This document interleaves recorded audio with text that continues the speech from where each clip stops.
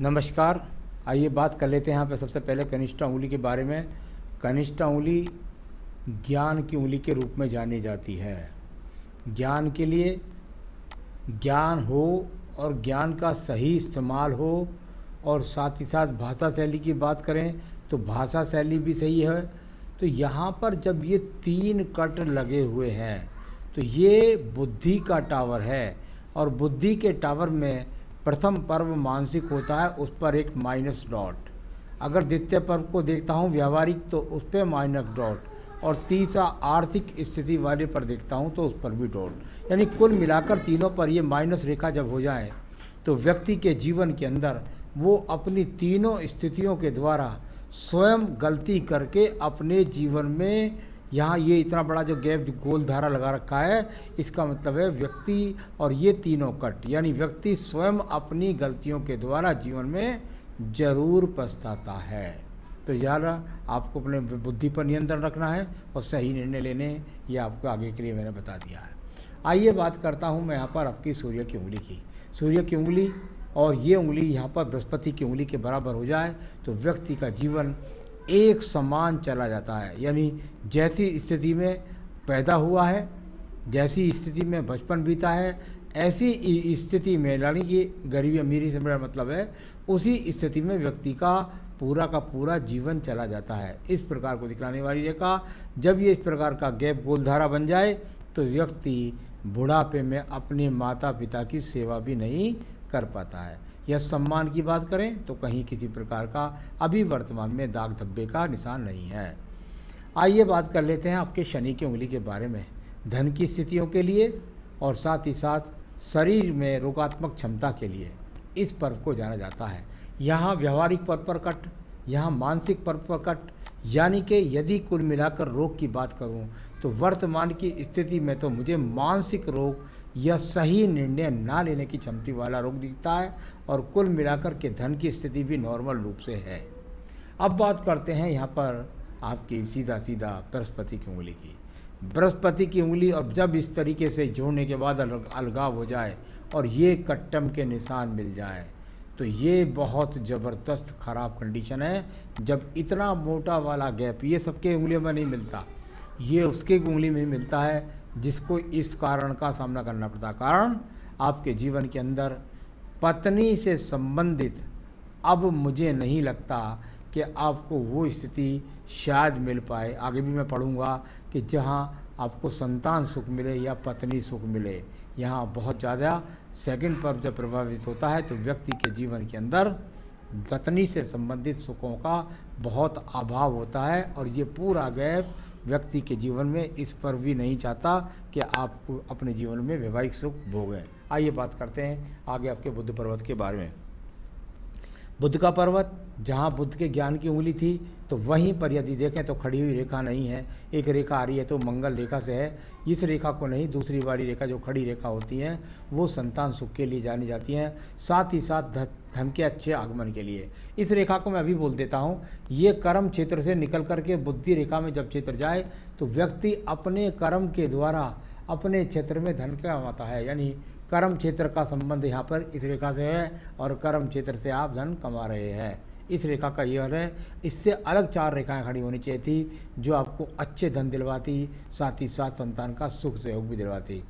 अब बात करता हूँ मैं यश के पर्व की। यश का पर्व जाना जाता है, यहाँ पर अगर देखता हूँ तो वो किसी प्रकार से कम नहीं दिखता। यानी कुल मिलाकर के इसके अंदर यहाँ पर यदि आप अच्छे प्रयास करते राज्य सरकार की नौकरी प्राप्त कर सकते थे, साथ ही साथ नहीं करते हैं तो दूर स्थानों से जुड़ कर के आपको अपने जीवन के अंदर कार्यों से धन लाभ मिलेगा। राजनीतिक क्षेत्र में प्रयास ना करें। आइए बात करता हूँ आपके एक और पर्व की। देखिए आपका जो शनि का पर्व है वो कितने चटक रेखाओं से भरा हुआ है। यानी इस प्रकार से रेखा एक दूसरे को काटें और चटक करके पहुँचें तो यानी टेढ़ी बेड़ी होकर के जाएं तो व्यक्ति के जीवन के अंदर धन भी टेढ़ा बेड़ा ही रहता है। यानी जीवन के अगर बहुत ज़्यादा लास्ट तक नहीं बोलना चाहिए, लेकिन वर्तमान की स्थिति के हिसाब से धन की जो स्थिति है वो आप अकेले भले ही सही, लेकिन वो स्थिति नहीं है दिखाई देती जिसके लिए जाना जाता है कि भाई हाँ व्यक्ति करोड़ों में खेले। आइए बात करता हूँ बृहस्पति के पर्व के बारे में। बृहस्पति का पर्व और सरवटों से भरा हुआ, यहाँ पर उल्टा सीधा दबा ऊँटे पर्वत को गिरा हुआ पर्व जब बृहस्पति का हो तो फल भी बृहस्पति का खराब होता है। अच्छा लग्जीरियस जीवन ना होना, संतान सुख ना होना, पत्नी का सहयोग ना होना और इस प्रकार की रेखाओं को जाना जाता है। हालांकि संघर्ष रेखने वाली रेखाएं लगातार देख रही हैं शनि पर्वत को, यानी दिमाग की योजनाओं से धन तो आप कमा लेते हैं और मकान भी आपके पास अपना होगा। अब बात करते हैं आपकी हृदय रेखा के बारे में। हृदय रेखा और यहाँ से ये पक्की रेखा जब जाए तो व्यक्ति मांगलिक होता है। साथ ही साथ विवाह हो भी जाए तो पत्नी के साथ बहुत ज़्यादा वैचारिक मतभेदों का सामना करना पड़ता है। इसके बाद बात कर लेते हैं आपकी मंगल रेखाओं के बारे में। मंगल रेखा कर्म रेखा और कर्म क्षेत्र पूरा का पूरा यदि देखूं तो कुछ रेखाओं से आड़ी टेढ़ी से कटा हुआ, यानी कुल मिलाकर के ठीक है आप कर्म करते हैं, बस उतना फल मिल जाता है जितना कर्म आप करते हैं। तो इस तरह की रेखाएं जाकर के जब आगे रेखाओं को काटती हैं तो वहाँ पर भाग्य रेखा को काटे तो भाग्य को प्रभावित करे, मस्तिष्क रेखा को काटे तो सही निर्णय न लेने दे। इस प्रकार से कुल मिलाकर मंगल सामान्य किस्म का है। अब बात करता हूँ आपकी बुद्धि रेखा की। बुद्धि रेखा और यहाँ तो शुरू में पीड़ित रही और लास्ट में जाकर के ये चंद्र पर्वत से संपर्क बनाई, यानी कि जन्म स्थान से दूर जाकर के कार्य करने वाली, नौकरी करने वाली रेखा आपके पास में मौजूद है। और ये रेखा जब शुक्र पर्वत से निकले और जाकर के चंद्र पर्वत से संपर्क इस तरीके से बनाए तो व्यक्ति को संसाधन के लिए दूर प्रांतों में दौड़ भाग करनी पड़ती है, यानी अपने कार्य क्षेत्र के लिए दूर क्षेत्रों में जाकर के व्यक्ति को काम करना पड़ता है। तो चलिए ये चीज़ें आपकी बताई। अब बताने वाला हूँ बुद्धि रेखा यहाँ शुरू में काफ़ी पीड़ित है, तो यानी आपने बहुत निर्णायक क्षमता यदि देखें तो 28 से 30 वर्ष तक तो आपकी निर्णय क्षमता बिल्कुल ही आपने काम नहीं किया है, निर्णय लेने में मजबूत नहीं रही है। द्वितीय मंगल पर्वत को देखता हूँ तो वहाँ पर अगर देखें तो कोई झगड़ा झंझट किसी प्रकार का नज़र नहीं आता, वर्तमान में कोई झगड़ा झंझट नज़र नहीं आता। तो ये स्थिति इस प्रकार से मैंने आपको बताई। अब बात करेंगे इसके बाद में हम सीधा आपके चंद्र पर्वत के बारे में। चंद्र पर्वत और यहाँ से ये रेखा का संबंध भाग्य रेखा, यानी दूर स्थानों से जुड़ करके व्यक्ति के जीवन के अंदर धन प्राप्ति करने का योग। आपके जीवन में आपको काफ़ी भागदौड़ का सामना करना पड़ेगा। कई स्थितियाँ इतनी भी मजबूत हैं, शुक्र पर्वत से निकलकर जब ये रेखा जाए तो व्यक्ति को दूर दूर तक, घर से बहुत दूर, साथ ही साथ कह सकते हैं विदेश तक भी ऐसी रेखा ले जाने में समर्थित पाई जाती हैं। तो शुक्र पर्वत से ये निकलने वाली रेखाएं व्यापार के लिए भी सही मानी जाती हैं, यानी यदि आप व्यापार करना चाहेंगे तो व्यापार में भी उतना कमा सकते हैं जितना आप नौकरी में कमा रहे हैं। चलिए इसके बाद बात करता हूँ मैं सीधा मंगल इन रेखाओं के बाद में अब आपकी भाग्य रेखा के बारे में। एक भाग्य रेखा ये थी, ये चली, ये भी अगर देखें इसने साथ छोड़ दिया।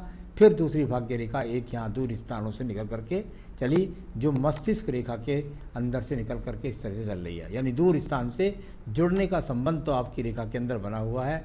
जब तक आप जन्म स्थान से दूर रहेंगे तब तक कि आपके पास जन्म साधन अच्छे खासे बने रहेंगे। तो ये आपकी यहाँ पर भाग्य रेखा है जो ठीक चल रही है, प्रॉब्लम पैसे की यहाँ कोई नज़र नहीं आती। अब बात करते हैं हम आपके सीधा यहाँ पर आपके शुक्र पर्वत की। शुक्र का पर्वत और उसे बहुत सारी आड़ी खड़ी रेखाओं ने काटा, यानी कुल मिलाकर संसाधन की बात करते हैं तो संसाधन तो यहाँ पर ठीक ठाक है, संसाधन की कोई ज़्यादा बड़ी दिक्कत नहीं है। संतान रेखाओं की बात करें तो ये पत्नी के हाथ से पता लगता है। शुक्र पर्वत है, जब ये पीड़ित हो जाता है तो व्यक्ति के जीवन के अंदर वैवाहिक सुख में कमी हो जाती है। इसके बाद बात कर लेता हूँ मैं आपके सीधा आयु रेखा के बारे में। आयु रेखा और यहाँ से जा कर के ये अभी लगभग 75-76 वर्ष तक पहुँच गई, यानी कुल मिलाकर के आयु रेखा आपके पास इतनी है, आगे भी ये रेखाएं बढ़ती रहती हैं। तो चलिए ये सब मैंने पूरे हाथ का पढ़ा, अब मैं आपके सवालों को ले लेता हूँ। आपने कहा व्हाट अबाउट माई मैरिज। जब आप विवाह की बात करते हैं तो एकमात्र आपकी जो उंगली है इस समय, मैं नहीं समझता कि आपके जीवन में पहले मौके नहीं आए हैं। आप कहीं ना कहीं मस्तिष्क पे, क्योंकि बृहस्पति के बीच में जब बहुत बड़ा गैप हो जाता है तो कहीं ना कहीं आप स्वयं की गलती के कारण या उस समय बहुत ज़्यादा आपको कोई एक्सीलेंट चाहिए थी लेडीज, या तो वो समझ लीजिए, या आप ऐसा समझ लीजिए कि आप खुद ही अपने आप निर्णय ना कर सके और अपनी बुद्धि के भ्रम के फेर में पड़ गए और उस समय आपने विवाह नहीं किया। अब वर्तमान की स्थिति में इतना बड़ा अशुभ चिन्ह यहाँ हाथ में है कि मुझे आगे नहीं लगता कि आपका विवाह आसानी से होगा। एक तरह से मैं तो कहूँ तो मुझे तो संभावना ही नहीं है। तो चलिए आगे बात करते हैं अपने फ्यूचर के बारे में। मुझे आमदनी में, फ्यूचर में, भविष्य के बारे में मुझे कोई चिंता नहीं है। आपके पास धन के आवक, आमदनी के साधन बने रहेंगे, उसकी मुझे कोई भी दिक्कत नज़र नहीं आती। आपने पूछा आपकी सेहत के बारे में। मुझे सिर्फ़ और सिर्फ आपकी सेहत की एक ही तरीके की चिंता है, क्योंकि बृहस्पति की उंगली भी ठीक नहीं थी, बुध की भी ठीक नहीं थी। आपका जो मेंटली जो हेल्थ है वो मजबूत नहीं है। आपकी निर्णायक क्षमता को आपको सही करना होगा और सही निर्णय ले लीजिए जिससे आपके जीवन संचालन चल सके। अब अगर ऐसी स्थितियां होती हैं तो क्या करना चाहिए? देखिए, मैं आपको बताऊं, उपाय तो मैं बता ही दूंगा।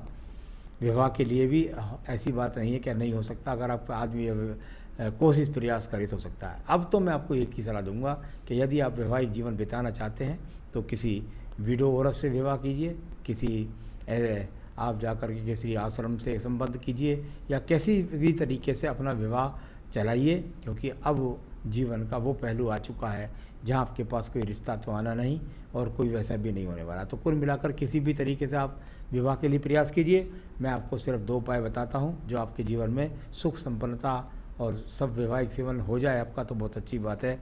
उसके लिए आप एक बेहतरीन सा नग बनता है आपका पुखराज। इस उंगली के अंदर एक बेहतरीन सा पुखराज पहनिए जो आपके इस कवरेज को ढकेगा। आपके जीवन के अंदर वैवाहिक सुख के लिए बहुत ज़रूरी है आपको ये पुखराज। तो पहले बृहस्पति को मौजूद बना देता हूँ। पुखराज पहनिए, धन की आवक सही रहेगी, निर्णायक क्षमता सही होगी, साथ ही साथ विवाह के कारक भी बनने शुरू हो जाएंगे। दूसरा, शुक्र को ठीक करने के लिए आपको मैं बस एक पूजा बताऊँगा और वो है दुर्गा सप्तशती का देवी कवच, जो मैं मैं लिंक आपको भेज रहा हूँ। तो बस उस पूजा को आपको केवल करना है।